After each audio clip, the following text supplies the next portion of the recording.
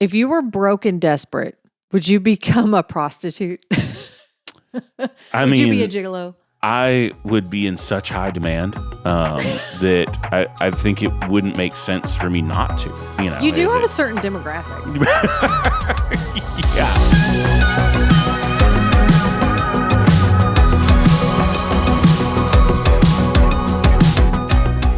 You're listening to Premeditated Opinions because, yes, we thought about it, and then we said it anyway.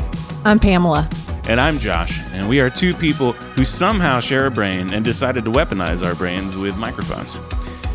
Each week, we unpack anything, from politics and religion to carpool dread and everything in between. It would really help us a lot if you followed us on Instagram and YouTube. Giving us a like and a follow is probably the best thing your thumbs will do today. We are not experts. We are just way too confident in our own opinions. With all that being said, let's get started. Hey, everybody. Welcome to the second Tuesday in February. We are excited to come back. We have Bad Choices with us, a game that we have played before from Dice Games, but the card selection is quite massive. And so we basically just decided, hey, let's do this again and use some different cards this time. So we just enjoy this, and maybe they'll send us more free stuff. Use the affiliate link below. Right, yeah, there is an affiliate link in the description, and we would not mind if you decided to use it. That would be really wonderful. And if you're not big on supporting Amazon, but you are big on supporting us, even though it does go through Amazon, you're still supporting us. Mm-hmm. So. Yeah. And look, Bezos has plenty of money.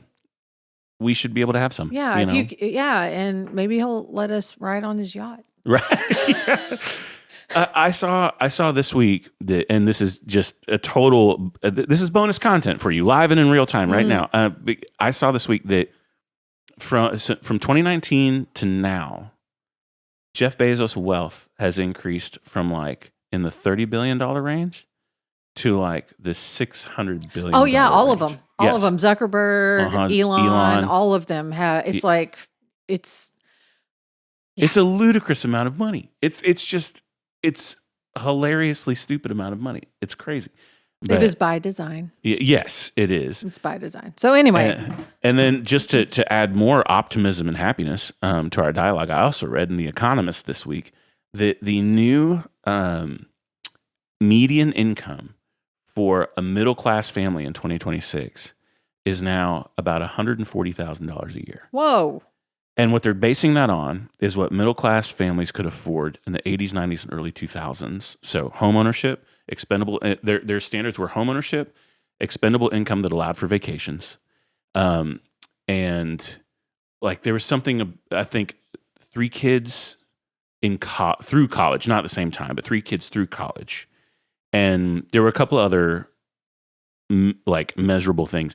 But yeah, $140,000 is the new median income for. So when I started working, everybody, my high school years, my college years, everybody was all about get your bachelor's degree, get your bachelor's degree and make all this money and whatever. And then by the time I finally got through that and started working, a bachelor's degree was basically the new associate's degree, and the master's degree was the new bachelor's. So it's okay, now go for your master's degree in order to kind of set yourself apart and get ahead. Now, I was kind of hoping I'd be a little further along in my career where the PhD is now the new master's degree. I don't want to go. I don't know. I don't want to do that. Yeah. But it's getting to a point where how do we get ahead? Right. Absolutely. As someone who took the college route. I know not everyone takes the college route, and I very much respect that. It took me a while to realize the business that is college. Oh, yeah. And I was a little late to the game, but I grew up, you go to college. There was no question. I'm pretty sure I think it was 96% of our graduating class was going to college. That's high. Or it was either college or military. It was up there. It was definitely up in the 90s, upper 90s. But now it's just now we're needing jobs that don't require degree trades and all of that. Now there's such this push for our generation to go to college. And now it's almost like a push to have hairstylists and Right, HVAC electricians, and yeah. electrician and all of that. So, Well, it's funny. Like if I'm sure I've said this to you before, but like if I was going to actually start a business, just if I was going to start any old business in North Texas where we live, I would start an HVAC company. Yeah. And there's already a million. oh of them. yeah, But to start an HVAC company that would then be well marketed, well branded, have their advertising game together, stuff like that. Like I can outmarket most of the other competitors. I don't actually know anything about the HVAC business. Yeah. But I can bring on people that do. And man, I feel like that's the path to some pretty real wealth at this point, is being involved in those trades you're talking about: the plumbers, the electricians, the HVAC guys, welding, linemen. Linemen, yes. So Linemen I make think money. if we could, if Texas ever got their stuff together to work on the grid, I mean, linemen would be in high demand. Oh, absolutely. Yeah. Well, I mean, they are now because our grid can't support. Right. Every time there's an ice storm, we all go, I wonder if I'll have power. Data centers and all. Like, okay, we can go down a whole rabbit hole, but we're going to play bad choices. We are, and we're going to stop giving weird, not consumer advice. But yes, we are going to play bad choices, and I'm excited for it. And we haven't done this in a while. We haven't, and this is a good one. And I remember laughing an awful lot, and I remember discarding a fair amount of things because we were like, we can't say that on the internet. Yeah. At least not in the environments that we're currently in. Yeah. So we're playing Bad Choices. It's from Dice Games. You should pick it up. It's a lot of fun. Play with your friends. Use our affiliate link. I'm going to flip this lid over because that's our discard pile. So I go first because you went first last time. I went first last time? What a memory. That's remarkable. Go ahead.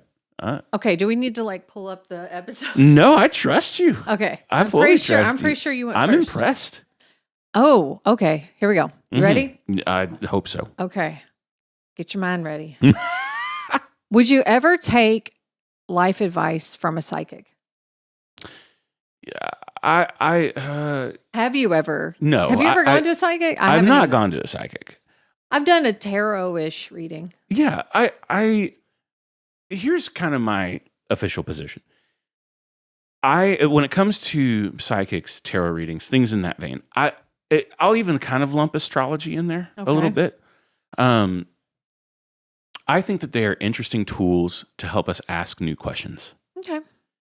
So would I take advice like if a psychic said you should go do this thing?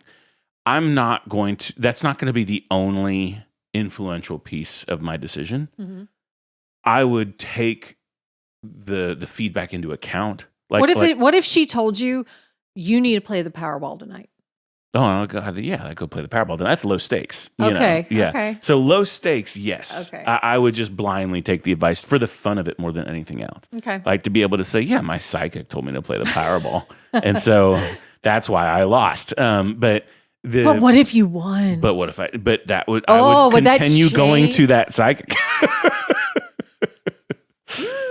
It would be interesting. But I like to approach things like that as just a conduit to ask different questions and maybe experience some different perspectives and things like that. And I value all those things a lot. Mm-hmm. And so, yeah, I would listen. What about a medium? Like, would you lump a medium in that? Yeah, I think so. I think kind of anything sort of metaphysical would fall even though in that category. That one, what's his name? Is it Tyler? The medium? Oh, the Hollywood medium? Yeah. Is his name Tyler? I don't remember. Yeah, Crap. I know who you're talking about. You know what I'm talking about? Yeah. They've actually done like brain studies on him. Mm. Anyway. Look, okay, so at the risk of being way more philosophical than what any of you are asking for, mm-hmm. I am a believer in there being elements of the world that we live in that we don't remotely understand. Okay. And I think a lot of what we reach for when it comes to spirituality is to try and make sense of these things we don't understand. Mm-hmm. And there's a very famous quote from a roadie for AC/DC, where lots of people have quoted this before me. I'm in no way breaking this for the first time, but he said, God is the name of the blanket we throw over mystery to give it shape. And I love that idea of like, when we're reaching for psychics, tarot cards, astrology, mediums, things like that, I think what we're really reaching for is some sort of explanation with something that we just don't understand. The mystery. Yeah, we're trying to define that mystery in a way that helps us make sense of it. And I can make a lot of space for that. Yes. And, you and I have talked at length about our own experiences in church and Christianity and things like that. And so I even kind of lump a lot of that into this same category, with tremendous respect and love to my clergy friends, who a few of them listen. But I think that we are always sort of reaching for things to help us make sense of things that are hard to understand. Oh, yeah. I mean, even like therapy, for instance. Yeah. When I've had an opportunity, like when you're dealing with like a behavior or a thought pattern or something that is really just can be really frustrating or confusing, or it's a thing, but you don't have the words to describe it. And when you get the words to describe it, it changes everything. Like when gaslighting came out. Yes. Oh my gosh, like that form of manipulation, I would have never been able to really explain to somebody until I had a term for it. And it was kind of like a universally, and just any of those things. Like I've shifted a lot of my nomenclature, I guess. I don't like to use the word hate, like unless it's relevant, but I don't like to say, or angry. Like those are two words, I never say I'm angry. I say I'm frustrated because that's really what it is. I'm frustrated because, something's not meeting my expectations. Like I'm not mad about it, like that just sounds ridiculous. But like, if I can drill into that, I like to be able to put names to feelings and behaviors and things to get a better grasp and to understand and to be able, the next time I'm feeling this way, to be able to put a name to it. So I can very much, I identify with what you're explaining because things are much easier to manage when we can put them into words. Yeah. Well, and or be able to give them a name. Yes. And I work really hard in my own life to be good at words. Like that was not a great example. It wasn't. And it was very tongue in cheek and on purpose. But I do work at like I do words good. I want to do words good. I know all the words. I have the best words. Oh God. But I do like I prioritize that. I work at it, and I can't tell you how like revelatory it is when I've been struggling to give a framework to what I'm trying to communicate or try and package it up in a way that's really going to land for the person I'm talking to. And when I finally get those words, be it through a therapist, be it through a pastor, be it through other kind of spiritual practices or whatever, it's just a weight off your shoulders when you can finally be like, oh, this is the thing I've been trying to talk about. So anyway, go to therapy, everybody. Right. That's at the end of the day what we're trying to say. Wow, all this from the first card and great conversation, not where I think Dice Games thought it was going to go. No. Like, sorry, y'all. Yeah, we're getting way more philosophical than Dice Games ever planned on. Yeah.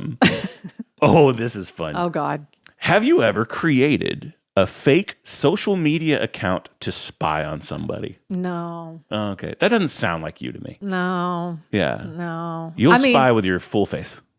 Yeah.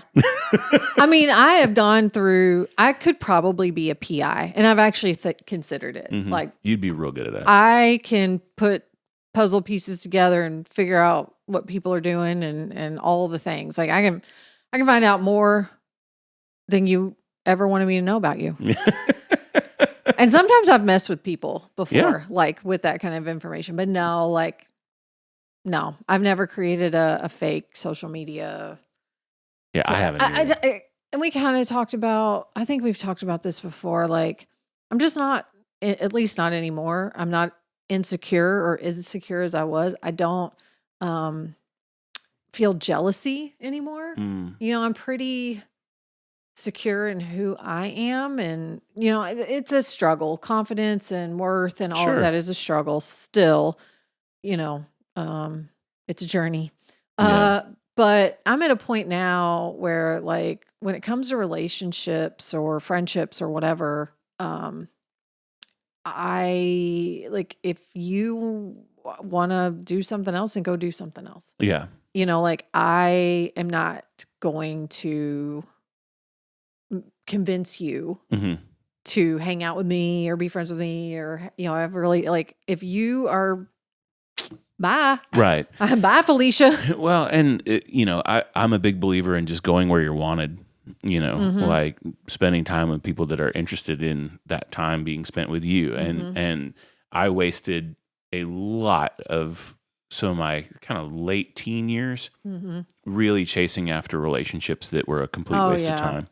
Complete waste of time. And I'm talking friendships, I'm talking dating relationships. Like I got it wrong and that had to damn learn prefrontal cortex Yes. being immature. God. It was bad. Yeah. But not anymore. Look how smart we are. Yeah, we're so secure. This is very similar to one we've done before. I don't know if you want to do it. Have you ever been punched in the face? Yes. Story time. I mean, more than once. I don't think I've ever been punched in the face like intentionally. I think my kids have probably unintentionally punched me in the face when they were babies or something, but no. I'm fortunate in that. Yeah. First time for me was 7th grade. Just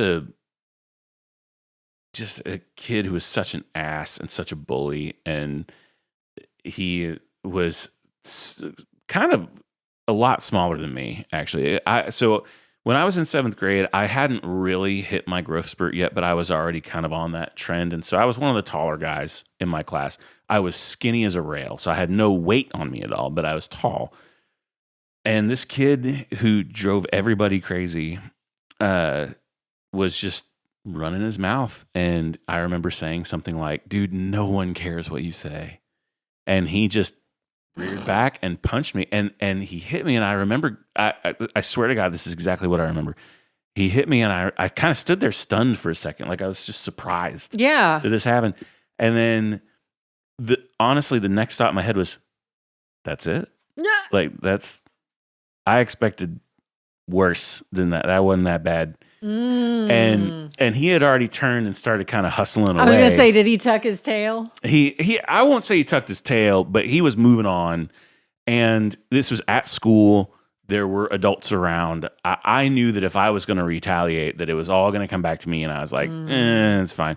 And it happened a few other times. I've probably been punched in the face 4 or 5 times, not counting when the Christmas that my dad and uncles bought all of the cousins who were kind of within the same age. We all got boxing gloves for Christmas, and we spent the majority of that Christmas break just knocking the piss out of each other, which was a little fun. But, yeah.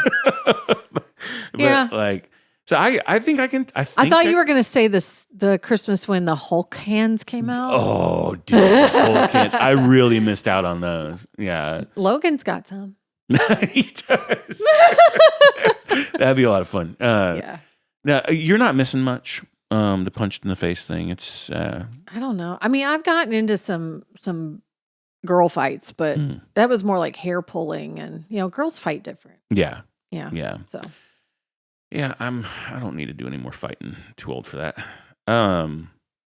Would you drink a cup of human blood for $5,000? No. Mm-hmm. I'm not a vampire. No, I don't understand. Like this is just one of those moments, and I feel like we've had several of these moments of bad choices where it's like the dollar figure just isn't matching up with.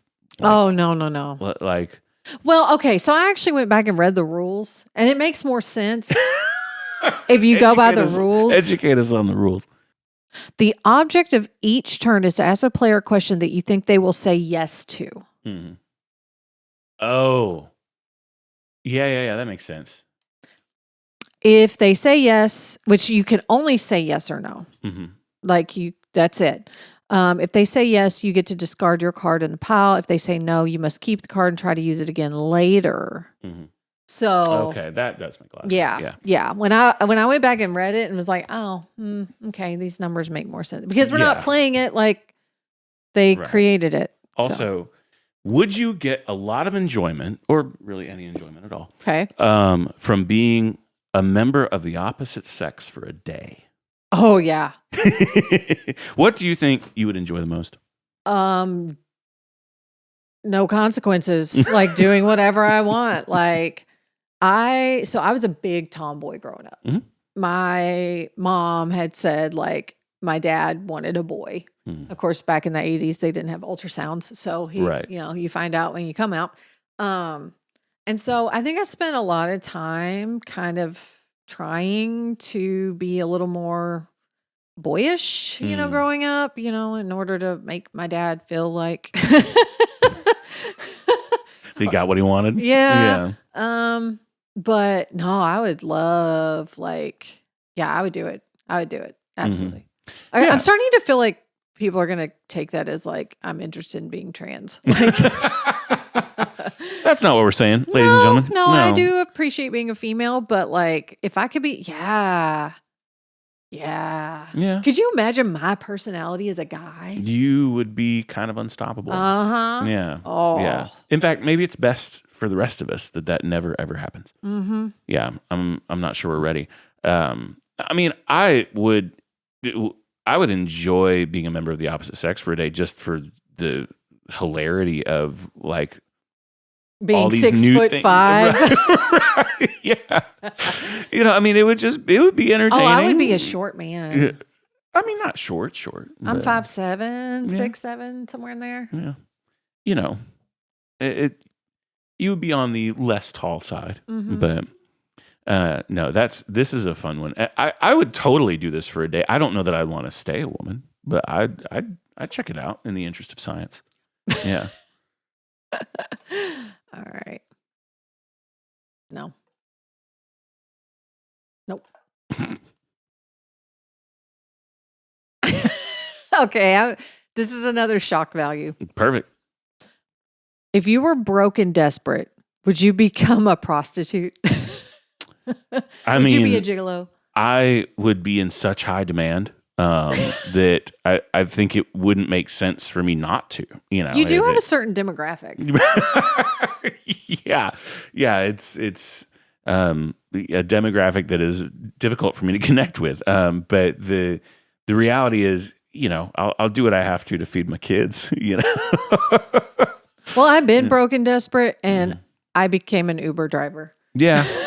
I have also driven Uber, so I am there with you. It's not quite the same as prostitution, but I don't know. Maybe if we didn't have vehicles, no, it'd have to be. I would have had to have exhausted a lot of options. Would you amputate one of your fingers for $50,000? Right now, no. Mm-hmm. I think I would have to be in a much more desperate situation to do that because, I mean, you can't, your phalanges don't grow back. Right, yeah. And you need them. I was honestly thinking like, okay, well, which one could I let go? Mm-hmm. And maybe a ring finger. That was actually what I was thinking. Like the ring finger on my right maybe, hand. I don't know. It's not like I play any instruments and need all my fingers. But I'd have to be really desperate. Yeah. And again, like $50,000 is just not nearly enough. Like I'm with you on the ring finger. I actually thought about like, okay, I don't really use the ring finger on my right hand for a whole lot. Mm-hmm. I could probably get away without it. But again, $50,000, it's like, it's just not enough to move the needle for me. Exactly. Like, add a zero, and then now maybe ask I'll think Daniel that. Oh yeah, it's a hard no. Daniel, our keys player friend from our Christmas special. And that's why Daniel Porter Music on Instagram. For me as a guitar player, I am a little more reliant on my left hand, on having all the fingers on my left hand. But even then, like, I actually wouldn't mind starting to play piano again and stuff like that, in which case it would be sure handy to have all 10 phalanges. Yep. I like that word. But yeah, it's a good word. Thanks, Lisa Kudrow from Friends. But anyway, I wouldn't be, I don't know, I wouldn't be excited about missing any of them. For $100,000, would you not bathe or shower for a year? Oh man, that's a hard one again, at a zero, but like I value hygiene very highly. And without giving all my business away on the internet, like I am not a small human, and bathing is important. And we live in Texas. And I do not like to be hot and sweaty. And unfortunately, I am a reasonably sweaty human being. I don't enjoy that about myself. It is easily the thing I'm most self-conscious about. No, I don't think so. The more I've sat and thought about it, like...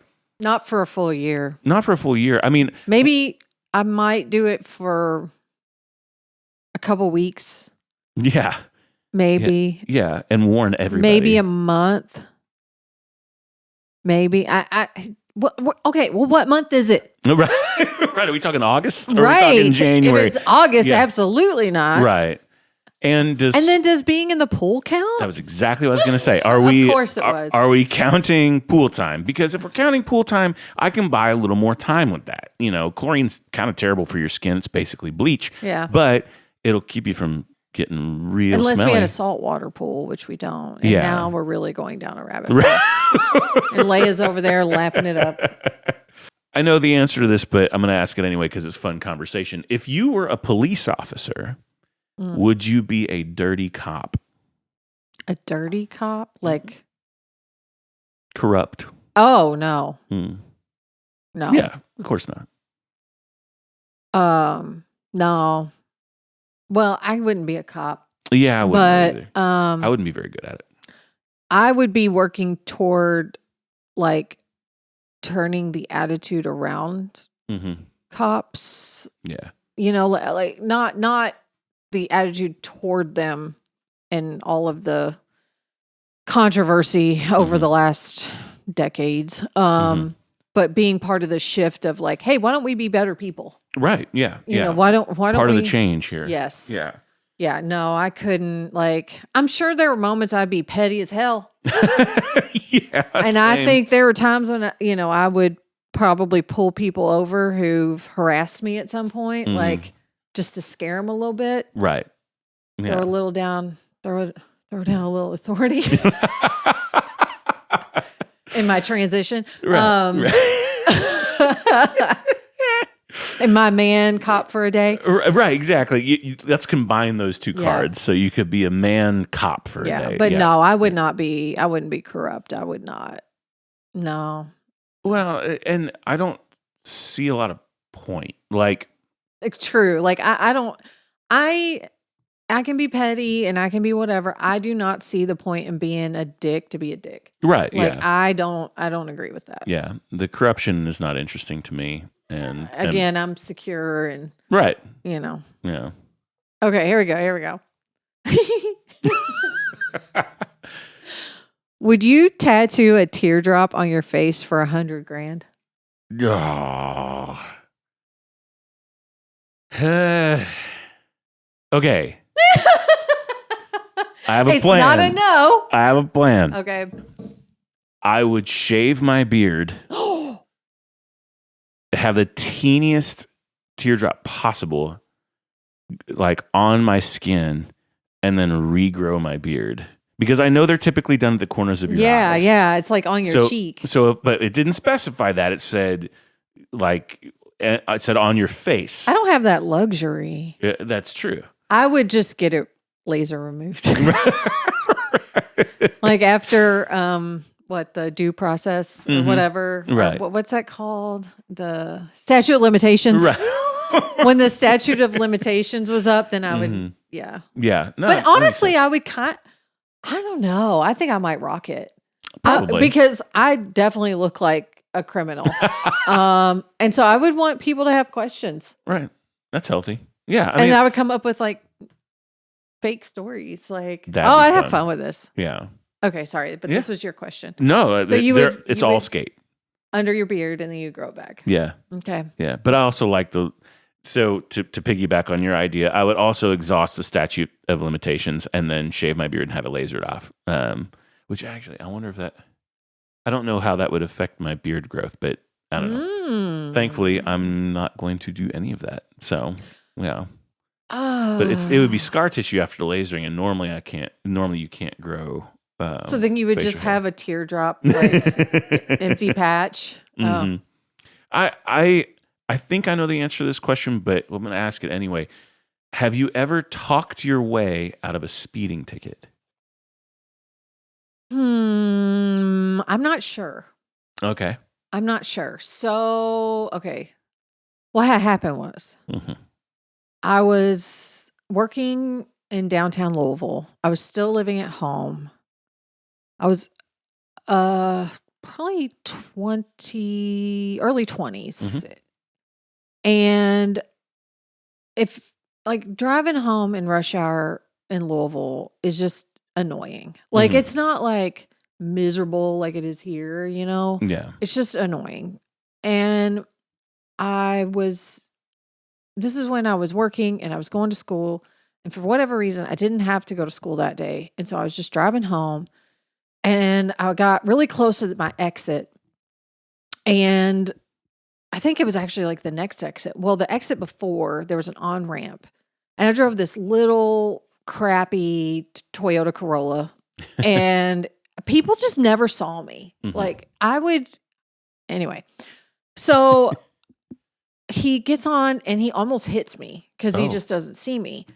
And I don't know. I'd had it. Like I was just tired and ready to get home and I was almost home and I just floored it. Again, a 1990 Toyota Corolla. So I ended up going like 90 miles an hour in a 55.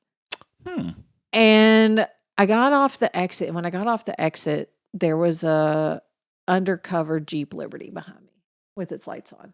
Oh. And I was like, so there wasn't really a great place to pull off. Like, so I went, I threw my flashers on. I went straight through the light. And then I found like a little like left turn lane and I pulled over there and I turned the engine off. I put my hands on the wheel. I was like, here we go. Yeah. And he came up and he's just like screaming at me. Ugh. He's like, you were going 90 miles an hour, weaving in and out of traffic, da-da-da-da-da. And all this stuff. And like, I mean, he is just wailing on me. And he's like, what do you have to say? What do you have to say for yourself? I said, honestly, I've had a long week at work. I was just trying to get home. The truck didn't see me. I just was trying to get home, get off the exit. And, I didn't deny anything. And so he goes back to his Jeep and I'm just like, I'm sitting here going like, I'm going to lose my job. Like, I don't know what I'm going to do. And so I just sat there and then he came back and he's like, well, you're lucky. Like I'm a drug cop and there's nobody here like in this jurisdiction that can get here and blah, blah, blah. And he just kept screaming at me. And then he got in his Jeep and drove off. And I was just sitting there like, can I leave? Right. Like I was what like, happens now? I don't know what to do.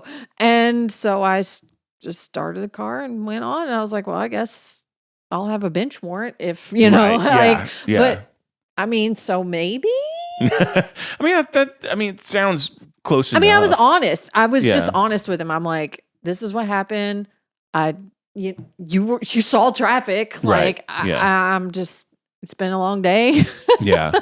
And I don't know if he appreciated the honesty or, like I said, I think it was just there was nobody around. Like I don't think he could give me a citation because he was a drug cop. Interesting. But he could, I guess, get somebody and nobody was around because it was rush hour. And so I think he just said, screw it. I think he wanted to get home too. Right. though. Right. It's like, she's got the right idea. I'm out of here. Yeah. Yeah. I've got, I definitely didn't do 90 through that section of the highway anymore, but I plead the fifth on the rest.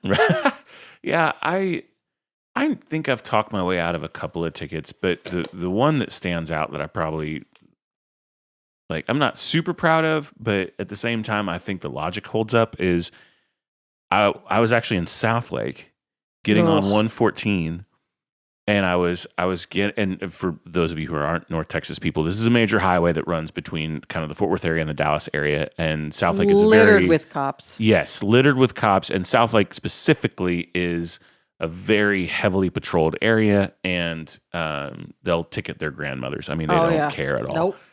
So I was getting on the highway, and as soon as I merged on, I got pulled over. And Krista was in the car with me, and so I pulled over. I did all the usual things, the flashers on, the hands on the wheel, blah, blah, blah. And so he comes up and he goes, "Do you know how fast you're going?" And I said, "Well, I was accelerating. I mean, I just merged onto the highway. Like, I come down the on-ramp, merged on." And he was like, "Yeah." He goes, I have you going like 70. I was like, "Well, but where? Like, where did you clock me? Because if I'm doing 70 on the access road, that's a different speed limit than 70 on the highway. And there's an on-ramp, and what's the speed limit on the on-ramp?" And he just kind of looked at me, and he's like, "I'll be right back." And so he takes my license and my insurance information, and he's obviously going just to run my license and stuff, which is fine, whatever. Mm-hmm. And so he comes back, and he's like, "You're free to go." I was like, "Oh, okay."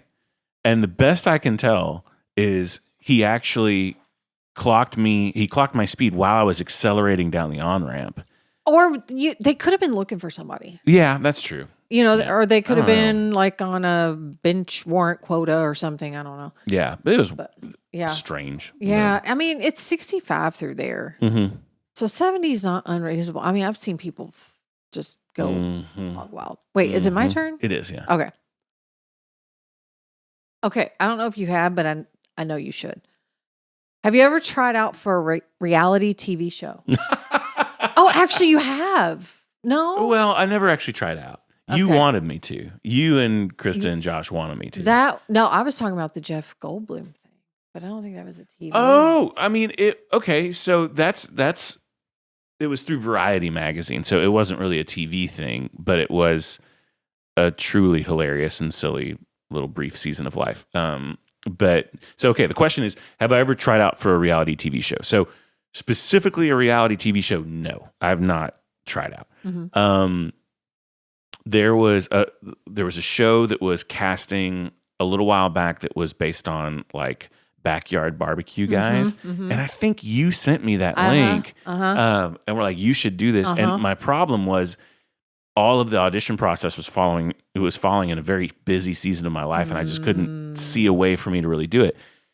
But the closest we've come is Kristen and I were a part of a truly hilarious competition through Variety magazine, sponsored by Jeff Goldblum and his wife, where we were part of this voting pool where people could go online and vote for Kristen and I as America's favorite couple. Yeah, that's it. And it was, I mean, kind of ridiculous and hilarious. Well, but the best part of that is she signed up on Instagram and forgot. Yes, she did. Krista signed up. I completely forgot.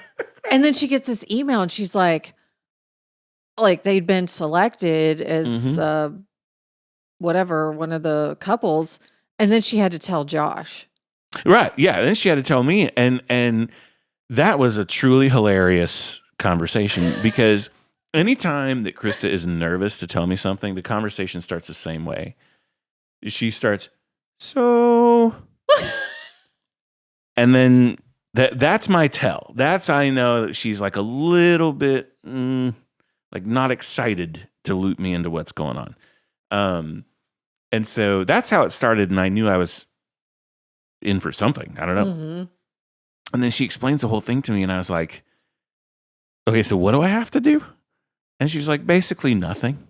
She's like, "You just need to kind of promote it on social media." And I was like, "Okay." Because I never really expected to go that far with it. And so y'all made it a couple rounds. we did. We made it, I think, 3 rounds through, but they never really showed how many couples were in each round. No, and I didn't like that. Like, you didn't know how much competition you had. Right. Yeah. So it was like, how hard do I promote this with my friend? Like, how hard do I push this? Because, like, if it's me and 3 other people, that's different from me and 50 other. Mm-hmm. Yeah. And so eventually we hit a threshold where we were out. But I mean, I always thought I'd be pretty good on The Amazing Race. I don't think I'd be a great Survivor contestant, but I think I could be entertaining. I've thought about doing The Circle. Oh yeah. Oh. Okay, but what if we? Oh no. Okay, so The Circle catfishes and stuff. Okay, so for the uninitiated, The Circle is a Netflix reality TV show. It's not voting based, like the public doesn't vote, but the contestants all do various kinds of votes. And I got to hand it to them. It's entertaining. It is. Like, it's garbage TV. Oh, totally. But it's entertaining. So, you'd be great at The Circle. And I could see you catfishing exceptionally well. Oh. Like, I think you could. No, but here's the problem. Okay, but I'm a terrible liar. That's the problem. Yeah. Like, if I was going to, I'd have to catfish as like another 40-year-old woman. Like, I don't know. Like, I would not, I might be able to pull off a dude. Maybe. But no, I don't know. I would probably just go in as myself. Yeah. Because that's too much to juggle. Like, It's a lot. that's a lot. And then, especially the last couple seasons, like, people are slick. Yeah. And how they figure out, like, oh, well, so-and-so, if they're really this, then they would know this. And, That'd be entertaining. That I would for sure watch you on The Circle. That would be a good one. Yeah.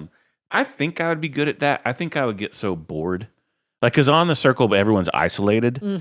I think the boredom would get to me eventually, because it's like, I've read some behind the scenes on The Circle, and basically they're only really filming a few hours a day, and they're not allowed to see anybody. Like, and so you're stuck there, and you better be real good at entertaining yourself. Have you ever had a drink thrown in your face? No. Have you ever thrown a drink in somebody else's face? I don't think so. Not that I recall. Yeah. See, reading this question, I felt like it was kind of 50-50. I was like, I wouldn't be surprised at any answer. Like, if you have or if you haven't. I'm not usually like that kind of aggressive. Yeah. Like, I'll give you another one. I'll give you a better one here. In the event of a zombie apocalypse. Oh God. Would you sacrifice everyone here to save yourself? No. I didn't think so. No. Yeah. I'm not going to make it. Nope. You're very convinced of that, and I'm not. We've talked about the medication element of it. It really, and that's what it comes down to. Yeah. Like, I just don't think I could survive. But with a lifetime supply, which I know. Well, okay. I know. Well, that changes things. So if you had a lifetime supply of whatever you needed from a medical standpoint, like from a medication standpoint, rather, if you had a lifetime supply, do you feel like you could last a year? Let's say a year. Would you last a year in the zombie apocalypse? Surprise, it depends. I think you would.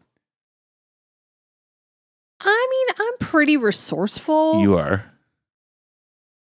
I would make a lot of mistakes. Same. But I think I could figure out how to, like, feed myself, make a fire, get fresh water. I think I could meet the basic needs. Yeah. I don't, like, if I got ill or injured, Right. I don't know. And like, I'm allergic to penicillin. Right. So, like, I'm screwed there. I I just, nah. I mean, I'd probably put up a fight. Yeah. Especially like because of my kids. Yeah. Like would, but at the same time, it's like, would they be able to make it? Mm-hmm. So I think it's just sayonara. Right. Like your optimism knows no bounds. Like, no, it's realism. It's practicality. Like it's just, I'll put up a fight, but I ain't gonna be surprised. That's kind of where I fall. Is like I would make tremendous efforts. Like I would take it on as a challenge that I feel like I could figure out at least to some degree. I'm with you in that I would make loads of mistakes, but yeah, I think I would figure it out. And you don't want to see me off like my mental health medication. Like I would probably go into full blown like anxiety and like that would be a downfall. Yeah, I could see that being hard for sure. Oh, I already know the answer to this. Are you a good person to call for relationship advice? Let's ask Madeline. I'd like to think so. Have you ever let someone buy you drinks all night with no intention of going home with them? I wish. No, I've normally been the drink buyer, not the receiver. I mean, what's funny is like Krista and I got married so young that I had a handful of experiences of like, I'm going to go out and try and meet somebody at a bar and things like that. But I was so young when all that was happening that I just had no game at all. And I had barely any money at all. So it's not like I could just keep the drinks coming for me and somebody else. And then where would you take them? Right. If they were... Would you like to go hang out in my... really lousy apartment with my roommates and well, at least it's not your childhood bedroom, right? Yeah. I didn't have that to worry about, but I also don't see you being that kind of person. Like I could see you buying drinks for somebody just to get to know them. Yeah, like I don't see you being like a womanizer. Like no, I would use it as an icebreaker and just a little bit of like liquid courage, as they say. But honestly, like in my dating days, I loved the idea of kind of leaving people curious. And so I would try and really drive conversations and get to know folks and all of that. And then I liked kind of stopping before I ran out of things to say or like compelling stories or things like that. I never really tried to draw out a whole lot of conversations. I would get to a point where I felt like I had become interesting to the person I was talking to, and then I would sort of almost kind of move on. Like let's see how they react. If I'm like, okay, well, I got to get out of here, so I'm going to take off. You know, and just kind of see if that created intrigue or whatever. But I also overthought almost everything that I did when I was that age. Would you accept $500,000, but every Saturday for the rest of your life, you had to work as a clown at kids' parties? Nope. Yeah. Nope. I mean, for the rest of my life for $500,000, no thanks. Unless I could dress up like Harley Quinn. Mm-hmm. I mean, she's not really a clown, but... close enough. I'm not sure what kind of kids' parties you'd be going to. No. Yeah. No. Nah. That's a good chunk of money, but no. Not. It's not, again, it's not. I mean, am I going to be like 78? Right. Rolling into kids' parties and... Yeah, that just... I'm also assuming I'm going to live that long, but... Well, I think it's... I'll be one of those hangers-on to like 101, and all the great-grandkids are going to be like, when is she going to die so we can get her inheritance? Right, yeah. With your vast My wealth. great-grandchildren are apparently going to be assholes. Right. Yeah, it's all right. We'll start talking to your kids about that now. Be like, listen, when you have kids, they need to not be jerks. Oh, let's do 2 more and be done. 2 more.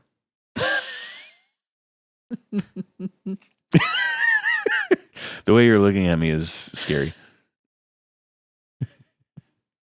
Do you support polygamy? I mean, for starters, who doesn't? Polygamy is just so widely accepted culturally. No, it's funny. So when I think about polygamy, stay with me here. Okay. When I think about polygamy, I think about like how so many people in hyper conservative circles and stuff like that talk about like traditional family values and biblical family values and stuff like that. Do you have any idea how many people in the Bible were in like polygamy situations? Yeah. Like the wives and concubines. One of the guys with the most notoriety is King Solomon, who had like vast amounts of women in his life. Well, I mean, yeah, Roman and Greek Empire, like that was all a thing. I mean, do I support polygamy? I mean, not really, because I think that is it still going on? Like, there are parts of the Mormon church. Is it just a cult thing?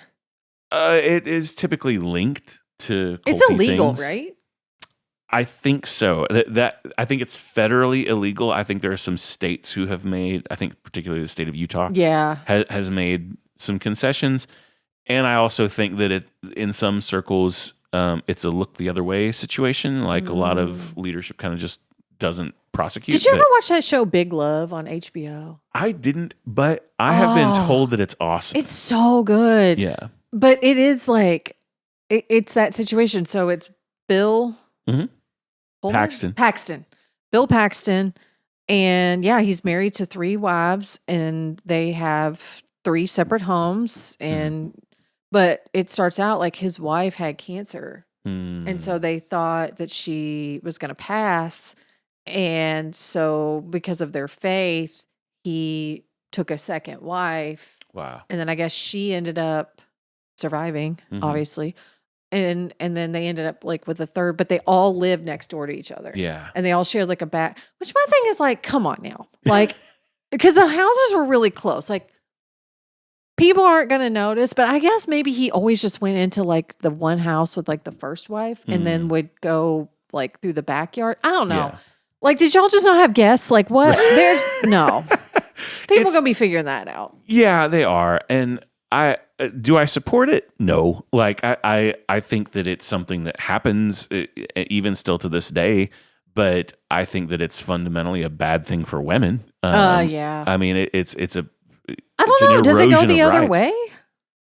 I think a lot of, well, okay, that's fair. I think that there are some men who would be very excited at the idea, and there's plenty of others who, definitely wouldn't. But yeah, I think that overall it's probably a net loss for most of the women involved, because they're never getting a full partner. Like they're never experiencing, what it can be. Yeah, there was a lot of that drama in that show. Yeah, I've always wanted to check out that show. I really ought to try and. It is. Jump back It into that. is really good. It is a lot of controversy. Yeah. Not just the polygamy side of it, but even like the religious aspects of it.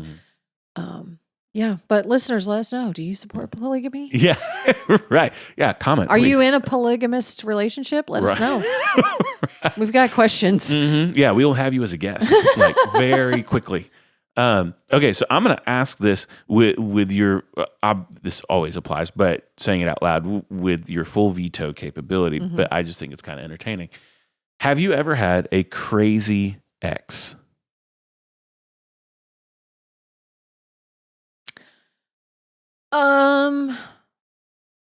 No, but I have definitely dated people that I should not have been with.